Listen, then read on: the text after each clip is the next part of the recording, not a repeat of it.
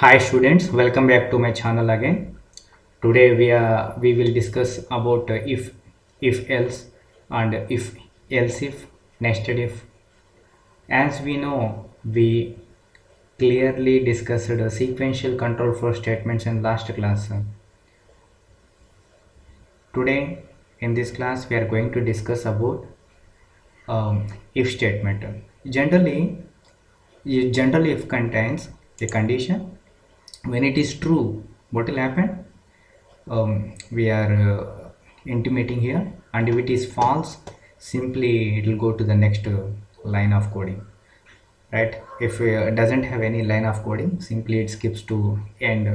Now let us discuss a small program to understand this concept in Python. So as we know very well, this is a comment line.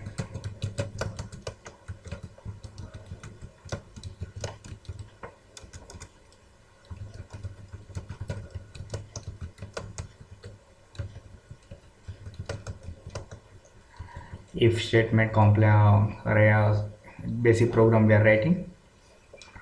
Now see, we are taking a value, so something number as a variable, int input,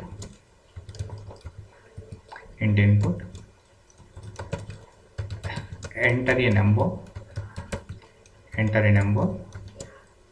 if this number is less than 200, then means we need to write a colon compulsory. Automatically Python itself will take some space, so here only we need to write a coding. Next coding, print given number is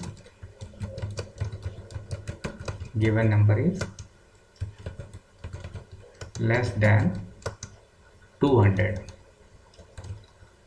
We are discussing about basic if statement. So syntactically, first we need to write if keyword, then we need to give some condition, later colon, later we need to give some statement, right? That's it. Now I'm going to run it. Sorry.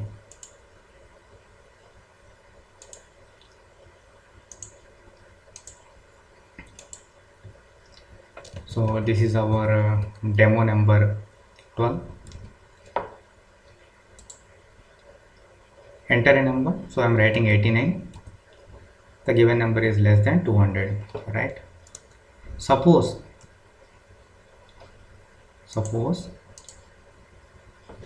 this time I'm writing a number as a 202.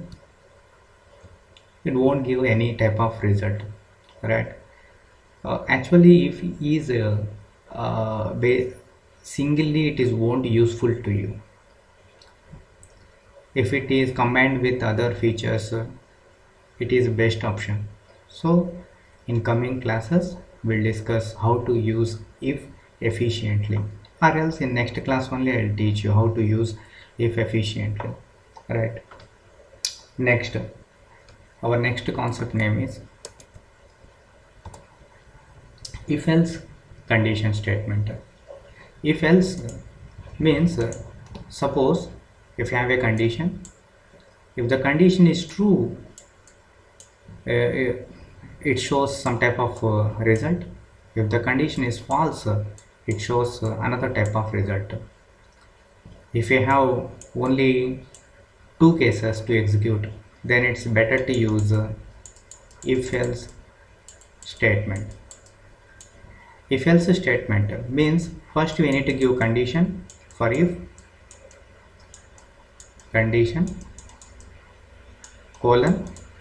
If it is true, what we need to do, write down some statement or statements, else part colon. So no need to give any type of condition for else part, because automatically if it is not happening, then it will comes to else part, right? Let us discuss a program in detail so that we'll understand a better. I'm taking a new file, write a program to implement the concept of if else. Now see, we are taking input, right, as radius value. R is equal to, maybe you're taking in float value, float input of, enter R value. R means your radius. Now we have a variable that is n, or option opt, int input of, enter or press 1 to calculate area in next line, and giving some tab space, 2 to calculate perimeter, to calculate perimeter. Later, if first option means it is to calculate the area, so we are taking a variable for area, something area. What is the area of the circle formula? Area of the circle is pi r square, means 3.14 into r square, r into r. Even we can able to import the math, or else we have other functions too, we'll discuss. So we are calculating the area, and we need to display the area value, right? So print the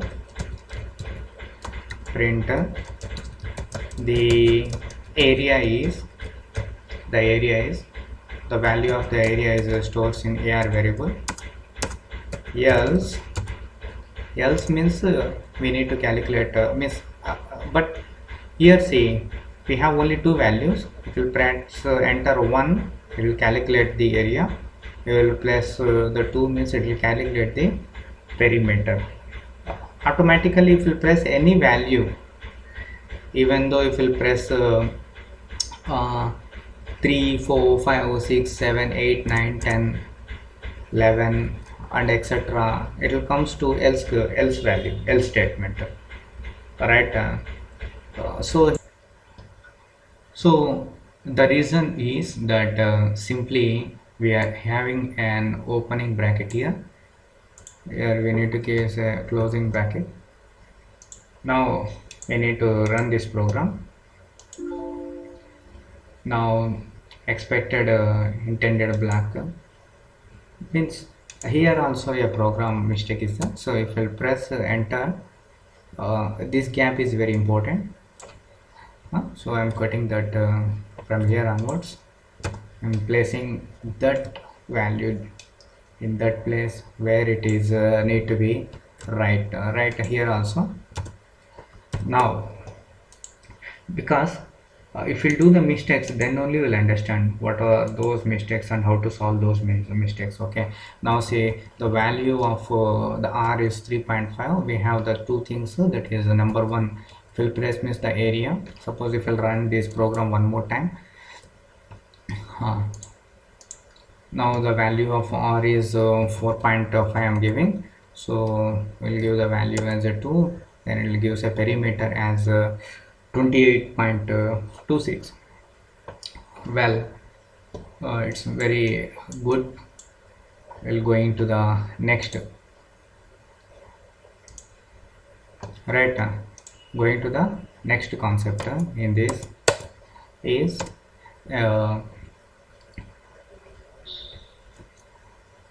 if else if constant. If else if constant, it means that if I have a several values, right, means several options. Suppose if one condition is true, then first condition is true, right, it will execute some statement. If that's case is false, going to the next condition. If in that we have again two more conditions, If it is true, maybe it executes one statement. If it is false, maybe we have two more conditions. In that scenario, we are allowed to be use if elif constraint means flow statement. Now we'll discuss in detail about how to use this with a small example. Now see, we have a small example. We're taking a new file. Now we are going to develop a program, write a program to implement the concept of if elif. When we are using if elif means if we have lots of conditions, right? Now see, we need to take two numbers. Number one as a variable, we are taking input,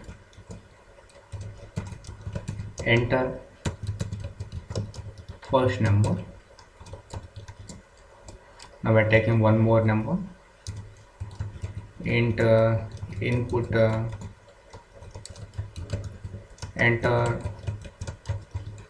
second number. Now after taking these two numbers, we need to display a choice print press plus for addition in next line slash n slash t and some space, minus for subtraction slash n means slash t next line, right?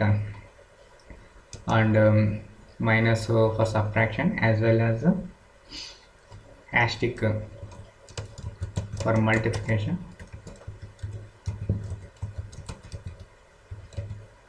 right? And if you want to be display even division, you can able to write okay, no problem. Even you can able to allow to be write in the next statement also, right? So after giving like this, we are taking one more variable, that is OPT. If of the OPT value is equal to plus, whenever we are comparing the values with operators, just like as a plus minus, we need to give some colons, single quotes, right? Then what we need to do, we need to be result add these two numbers, number 1 plus number 2, right? We have next else means it ends. We have one more condition, so we are using elif option is equal to single quote negative means minus, then result is n1 minus n2. Understood? We have one more condition, so we are using not else, elif option is equal to asterisk. So no need to give an in order, your wish, you can able to give randomly also. Result is equal to n1 asterisk n2 elif, and all will think that at last we need to use else because obviously it is a division. I don't think so like that. Maybe user can able to press other button also, maybe he can able to press modulo symbol, etc. Then what will happen, we need to raise some type of error. Okay, after these concepts we'll discuss even error handling, error tracing, try catch. Okay, I think so. In previous classes I discussed what is try and catch blocks also. Okay, now see, elif option is equal to slash colon result is equal to n1 slash n2. Okay, Now we need to display at last else. So print invalid entry if he pressed some other button, uh, right? Later we need to display the result in the next line. So print the result is result is stored in a result variable. But here we have some problem. What is the problem here means? We have some problem. The problem is that simply, even though if invalid entry, it will tries to print the result, right? One thing we'll do, we'll try to run this program. Later we will discuss what is the problem, how to solve it. So this is demo number 14 in Python.